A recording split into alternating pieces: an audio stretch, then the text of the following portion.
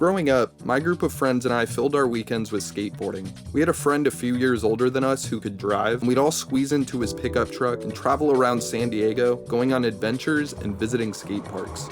I skateboarded a lot as a kid, but I never took my growth in skateboarding seriously. It was more just a fun way to hang out with my friends, which is fine. I made a lot of memories doing it, but eventually it got boring and faded out of my life. Now that I'm older, I'm into music production, but music has been my only hobby for a long time, and when you only do one thing over and over, it can start to get stale no matter how much you love it. I needed another hobby, one with fresh air and that didn't involve staring at a screen. So, I did what any man should. I strapped on my helmet, I dusted off my old skateboard from high school, and I hit the skate park. And what I've learned after skateboarding consistently over the past few months is that skateboarding and making music are very similar. Many of the lessons I've learned over the past few months that have helped me to become a better skateboarder have also helped me to make better music. Number 1, style over skill. So I'm not an expert in skate culture by any means, but what I do know is that if you're a professional skateboarder, creativity plays a major role in your career. Everything from the type of tricks you do, how you do those tricks, the way that you dress, all contribute significantly to how you're perceived by the general public and by fans of skateboarding. Even if you choose to label skateboarding as a sport, there's one major difference between skateboarding and traditional sports. Skateboarding has no rules. As a result, creativity and style take the spotlight. Obviously, skills are important to be able to do tricks in the first place, but if every person skated the exact same way, there would be no soul in skateboarding. When I go to the skate park, the type of skaters I see where I go, dang, I want to skate like that one day, may not be doing the world's hardest tricks, but they have a unique sense of style that you can tell took a lot of practice and guts to reach. And that sense of style is what made me think skateboarding was cool in the first place. Not just doing the hardest tricks, but expressing yourself in an interesting way.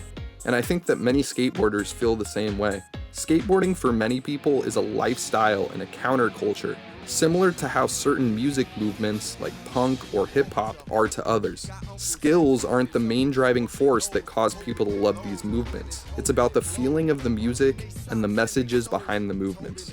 One of my favorite albums is Illinois by Sufjan Stevens. On that album, Sufjan played 17 different instruments, so that's very technically impressive, right? But I don't love the album because Sufjan played 17 instruments on it. I love the album because I connected with the songs. If Sufjan Stevens never made Illinois but could still play 17 different instruments, would I still consider myself a fan? Probably not. The way that he used the instruments to make the album is amazing. But at the end of the day, the songwriting is what hooked me. It's the stories and messages throughout the album that give me the most value. Like when he tells the story of a child who has cancer, or sings about being thankful for his stepmom. These songs were emotionally captivating and relatable, and that's what caused me to keep coming back and listening to them again and again. When I first started making music, I knew what kind of music I wanted to make, but my songs sounded like an amateur made them. So, I dedicated time towards learning skills in the hopes of eventually making better music. And learning skills helped my music a lot. I'm now better at mixing my music in a way that sounds more professional, so learning skills was a good thing. But when I go back and listen to some of the first songs I ever made, I feel like those ones are some of my best songs. But how could that be? Well, I think the reason for this is that I shot too far in one direction, soared over creativity, and started to prioritize skills too heavily. After watching one too many YouTube tutorials, I fell into the trap of believing that I could think and plan my way into making better music. I think the reason my earlier stuff is better is because when I first started, I had zero skills. So instead of obsessing over technique, I just used my ears. I listened to the music, I decided how I felt about it, and then I tweaked stuff to the best of my ability until it sounded good. And that got me pretty decent results. Rubin has been involved in producing some of the most impactful records in music over the past 40 years. But he doesn't even play any instruments. He said, "Art isn't in the tools, material, equipment you use. It's in the way you see the world." Do you play instruments? Barely. Do you know how to work a soundboard? No. I have no technical ability, and I know nothing about music. You must know something. Well, I know what I like and what I don't like, and I'm decisive about what I like and what I don't like. Number 2, pressure creates diamonds, aka be the stupidest person in the room. The phrase pressure creates diamonds refers to how the weight of the Earth's core forces down on rock, causing diamonds to form. In a human context, the saying is used to refer to the high pressure situations that a person may face in life and how these situations can bring out their full potential. I skate in Southern California, and here there is a massive skateboarding subculture. That means that when you go to the skate park, there are often a ton of highly skilled skateboarders. For new skaters in any area, the skate park can be an intimidating place. You can barely ride your board, yet other people are whooshing past you. You feel self-conscious about getting in other people's ways. You're afraid people are judging you because you're a beginner. It makes sense to feel this way at any new place. It is intimidating. I'd be lying if I said I didn't feel nervous when the skate park was packed with people who are better than me. But I don't think I would have built as many skills as I have if every time I went to the skate park I went at 7 a.m. to avoid being uncomfortable. I think going early is good when you're just starting out and learning the basics, but I found a lot of value in going to the park when it's packed with really good skaters. Sure, I might feel more anxious and self-conscious when mostly everyone is better than me, but when you see that everyone can do a trick except you, you'll think, if everyone else can do it, why can't I?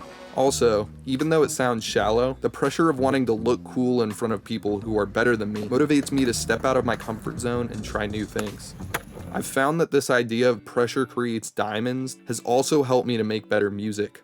I noticed that by making music with friends in the same room, my music skills grew a ton. I've been able to observe how they work, their methods, their creative mind states, and their styles, and I've been able to implement this information and inspiration into my own creations. Jeff Ellis is a mixing engineer who has worked with a ton of cool artists like Frank Ocean, Doja Cat, 100 gecs. This is what Jeff had to say about how the pressure of having an artist in the room with him while he mixed helped him to thrive. Early on in my career, I always wanted people to attend sessions because I realized that when I had someone looking over my shoulder, I didn't go into mixer brain because it's like, this has to get done right now. And it put me in a place of like, I'm under pressure. And I found that I always like rose to the occasion in those high pressure situations where when I was alone, I would just like spin into death spirals because I didn't really know what they wanted, this or that, but like we could have done it over email. It's just better to get in the room, and that's how you form relationships. So yeah, we're often stuck in a cycle of overthinking, but when someone's right next to you, you don't have time to overthink. When I played piano in my friend's band for a concert, the fear of forgetting the chords or going off time during the concert and the idea of embarrassing myself pushed me to practice to perfection. And I still completely forgot the chords to the song as soon as I got up on stage because I was so nervous. But that leads me to my next point. I don't know if you've ever accidentally stepped on a snail, but when you do step on a snail, the pressure doesn't turn the snail into a diamond.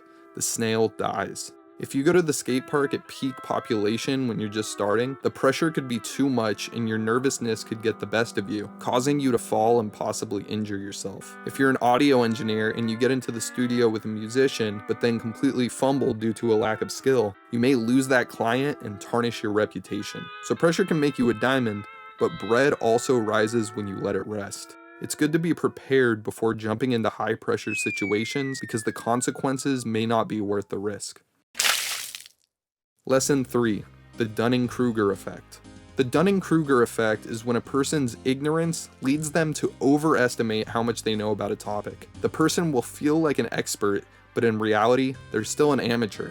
Maybe me in this video? Here's a graph that showcases the Dunning-Kruger effect over time and how our confidence changes while gaining experience in a skill. When you first embark on learning a new skill, you begin with learning the very basics. Since these basic skills tend to come pretty easy with a small amount of effort, it feels like you're progressing really fast. As a result, your confidence is high. You're actually doing the thing you've always wanted to learn how to do. As you ride stiffly down the sidewalk, you think, I'm doing it. But a few days later, you come to realize that to go from riding sketchily down the sidewalk to doing a basic ollie takes a long time and a lot of work. It isn't as easy to ollie as it was to first ride the board, and so you realize that there is far more work cut out for you than expected if you want to reach your goal. This realization can be demoralizing and demotivating. Your confidence drops. And as you can see in this graph, this time period is labeled as the program termination zone, and I'm guessing that's because this is the point in which a lot of people quit.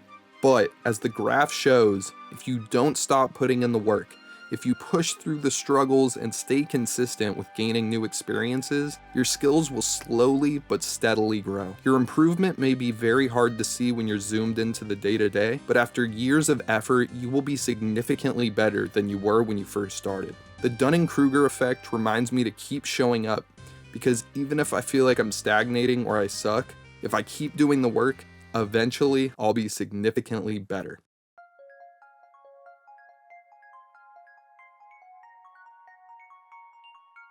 So, thank you for watching the video. I'm still learning myself, so if you disagree with me on anything, please let me know in the comments.